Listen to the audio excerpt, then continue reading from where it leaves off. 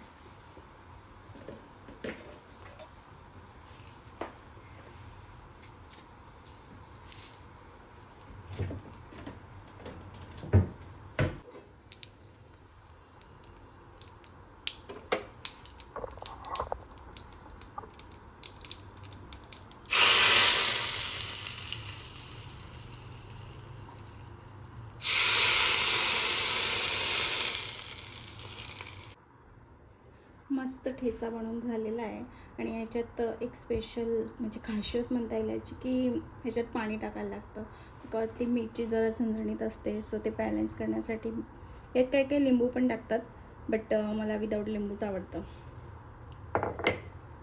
मस्त माझा झणझणीत ठेचा बनवून झाला आहे, सगळ्याचं ते दिसतं आहे. आणि आता याला ना मी भाकरीसोबत खाणार, अशी टेस्ट लागते ना तुम्ही सगळं विसरून जाणार, इतका भारी लागतो तो. तर आता भाकरी पण बनवून घेते मी आणि मग याला खाते.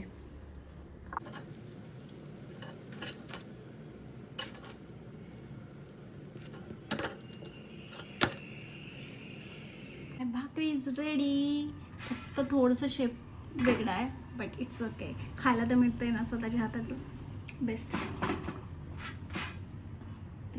मी जिच्यात भाकरी बनवली ना त्याच प्लेटमध्ये मी जेवण घेते, बिकॉज खूप सारे भांडे निघून जातात मग.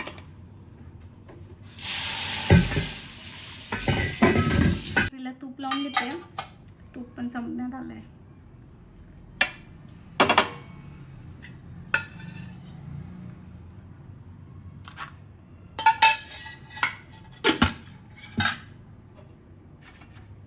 छानपैकी पसरून घेते. ठेचा आणि भाकरी. ठेचा असं काही झालं आहे, कसं दाखवू, थोडंसं त्यात ते ना पतला पतलाच बनवला आहे मी, तुम्हाला प्रोसेस माहितीच आहे. त्याच्यात भाकरीवर घेते.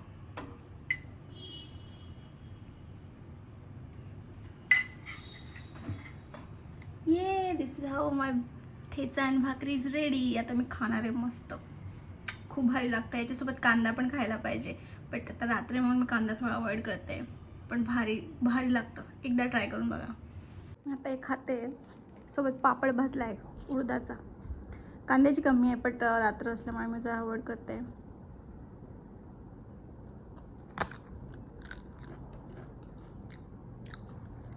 मस्त मस्त.